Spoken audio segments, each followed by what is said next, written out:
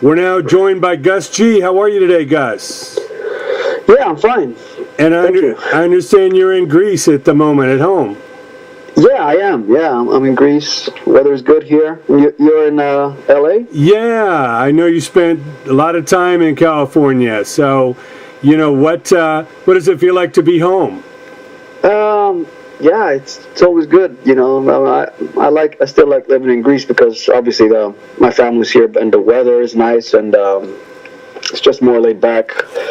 Yeah, obviously it's not a place to the best place to do business, but it's a good place to relax in between tours and whenever I run around the world. So yeah, I enjoyed living here. Well, that's what it's all about, being able to recharge your batteries and take it to the world. Absolutely, yeah. I love LA too, though. The weather's also great there. Yeah, absolutely. And take us back. I know we're fellow Virgos. I'm September 5th.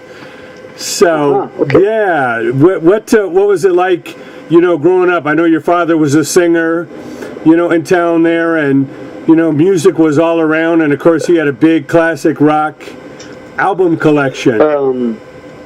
Well, actually, I wouldn't say my dad had a big classic rock big collection with classic rock albums. Just a few albums. My dad was primarily into Greek music, and he was a wedding singer, but he was open-minded when it came to music and stuff. So he enjoyed, Pink Floyd and Eagles and Santana and stuff like that, and he passed that stuff on to me. And from an early age on, I was more attracted to that sound than the Greek folk music. So, yeah, I think for me, with the records I did, it were actually the Eagles, Hotel California, and also Peter Frampton Comes Alive. And I think that was really the album that made me want to pick up a guitar.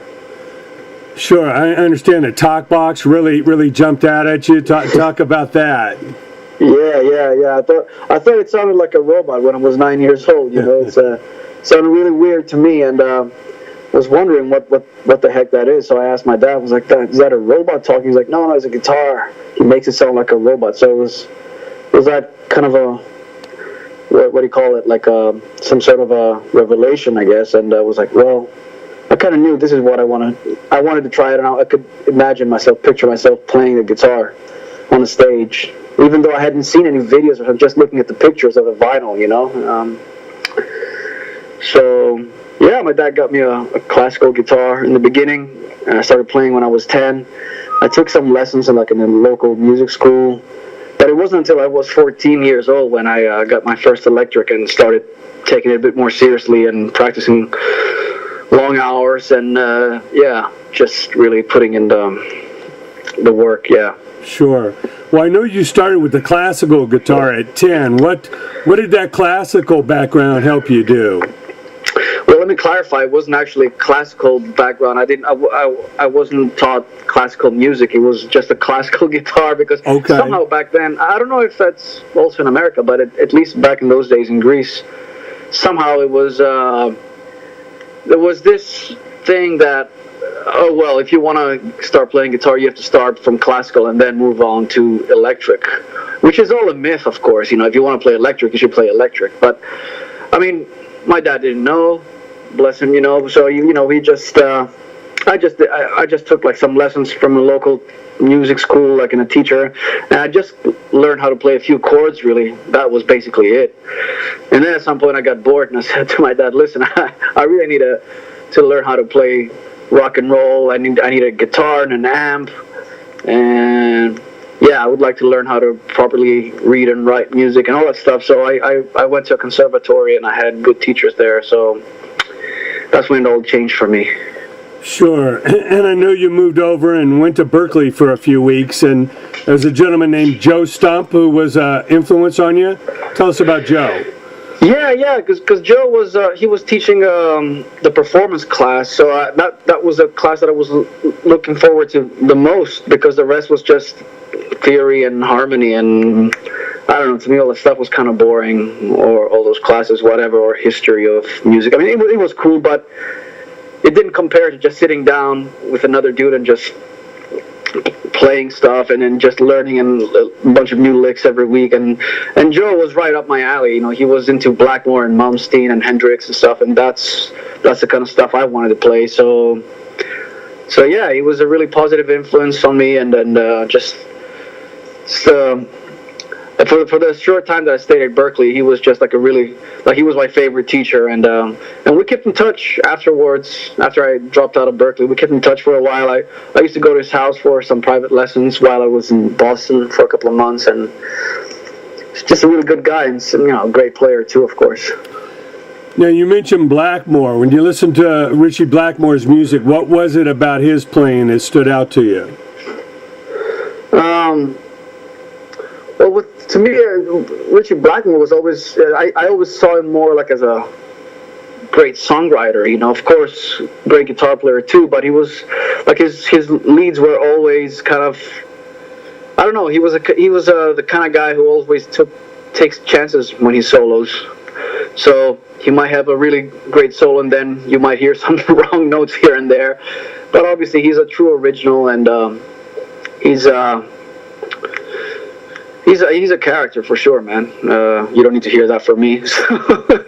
But I mean, he's created some of the most iconic riffs in rock and heavy music, So he's I don't know how to put it. Like if we would have if we would put like the Mozart and Bach and Beethoven in rock, I mean, he would be one of those guys. I would put him like that high up there. Sure. And how about Yngwie? Obviously, a lot of people felt he was kind of a disciple of Blackmore. Yeah, I think he was. I mean, if you listen to Yngwie stuff, he's basically taking what Blackmore did and what Uli Roth did in the 70s and just sped all that stuff up. Of course, he's also he's a really innovative player as well, and I think he really took the guitar to a whole new level, really raised the bar for everybody back then. I mean, you could hear how everybody was influenced from that, from that moment he appeared in the scene, and then how everybody started playing from, I don't know, 84, 85 and onwards. Kind of like similar when Eddie Van Halen came onto the scene, I would guess, in the 70s, late 70s. Sure. Yeah. Now, I know you've operated under the name Firewind for quite some time now, and of course we're going to talk about the new album Fearless, but talk about when you first created the name Firewind, and what that meant to you.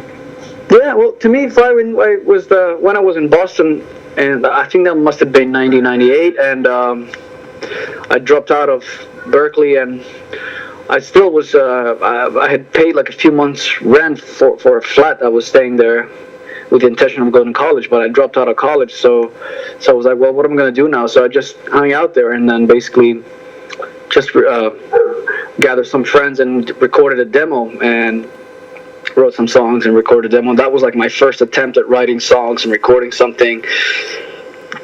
And I didn't know what to call the project, but since I was a huge Uli John Roth fan, I loved his Electric Sun records, Earthquake and Firewind. I thought Firewind would be a really good name for a band. So I looked it up, and I didn't see anybody else having that name, any other band. So I'm like, well, I'll take it, and hopefully we're the only Firewind out there. That's awesome. That's great. Now, obviously, you had an incredible run with Ozzy Osbourne. You got an email to basically audition for the band back in 2009. What did you think when you got the email? Did you think it was like a cattle call, or what was going through your mind? A lot of things, man. Because I didn't get much info. I didn't know what was going on, I mean, it's pretty crazy. I'm like, why would they have a guy? Why would they bring over a guy from Greece all the way over to LA to try this out? And I guess somehow I was on the radar. Or I was thinking a lot of things. A lot of things were going through my mind. I'm like, maybe they're trying out guitar players. Maybe something's happening here. Maybe they tried other people and it didn't work out. So whatever. So anyways, it didn't matter. I just flew out there, did the audition and went really well. And yeah, next thing you know, like a couple of months later, I'm doing a gig with him. The rest is history, I guess. Yes, yes. Talk about making the album Scream. You know, what was that like to help Ozzy create that album? It was a great experience, very different, you know, obviously a little bit stressful because, you know, I walked into a situation where the album was already written, but they had no guitar parts.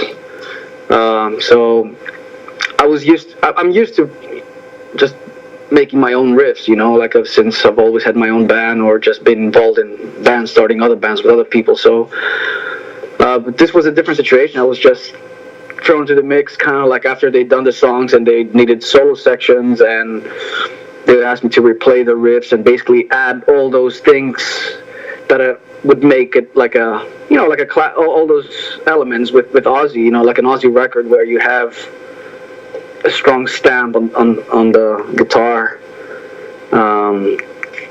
So it was an unusual way to make a record, I thought, but at the same time it was a nice challenge, and I learned a lot from it. And when I actually went in there, I thought it was going to be really stressful, but it was really relaxed. You know, they gave me all the time of the world, and I worked really well with Kevin Churko, who produced it and wrote all those songs with Ozzy. So yeah, we made sure we sat there and we recorded until we were all happy. So it was cool, man. I have really good memories. And Ozzy, we were recording at Ozzy's home studio. He had built down in his basement. He had built state-of-the-art studio.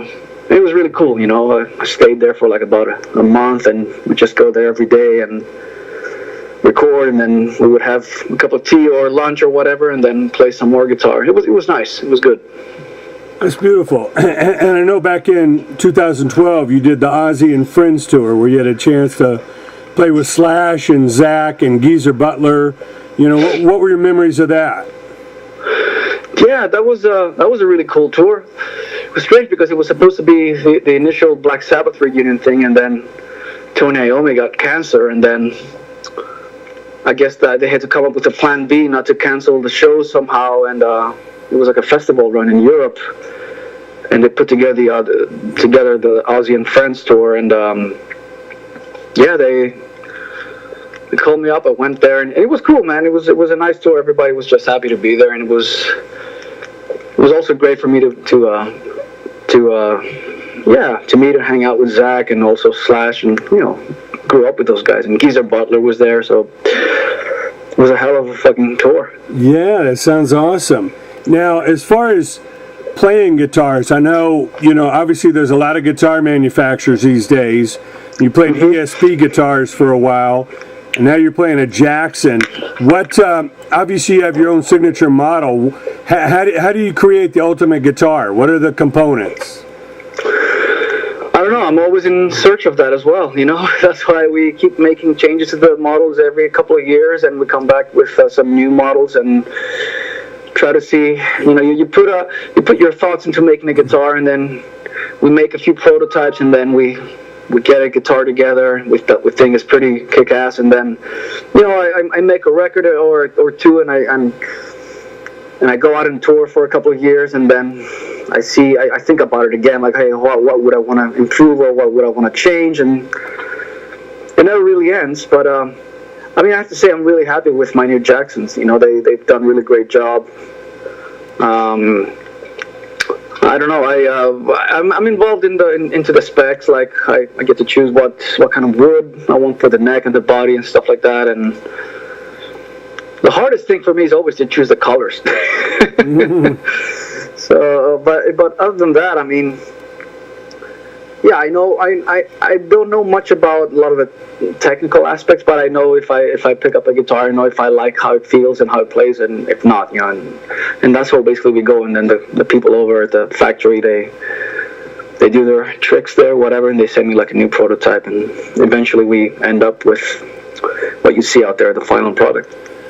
Sure, and that brings us to the new album. I want to congratulate you on an amazing Firewind album, Fearless. It's not a Firewind album, it's a solo record, actually. Oh, wow. Okay, so this is GUS G, Fearless. Now tell us about making it, because I know you have some instrumentals on there. You have a cover version of the Dire Straits song "Money for Nothing." You know, how did you decide how many instrumentals and what song you wanted to cover?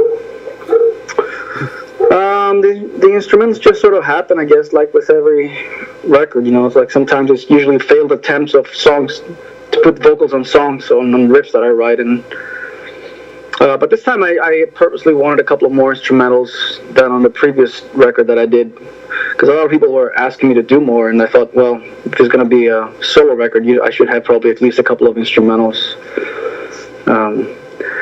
I'm not very, very comfortable with doing a full instrumental record. I like to have songs with vocals on them.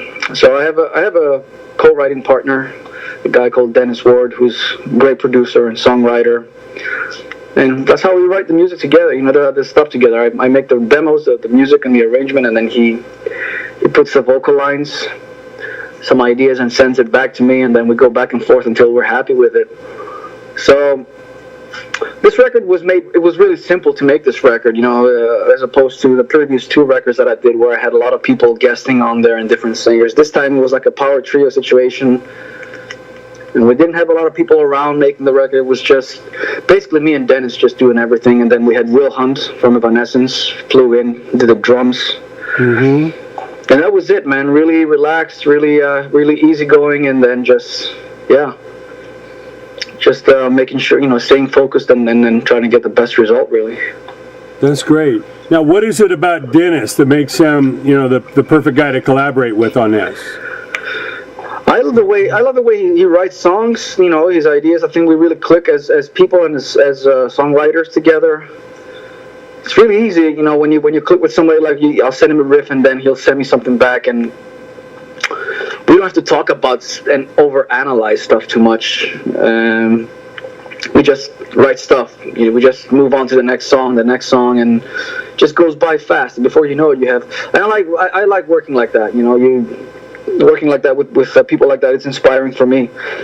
So probably we feed off each other, you know, with each other's ideas, and that happens in a very natural way, very not like we're trying to compete or show off to each other. It's just we're just trying for the best, really, and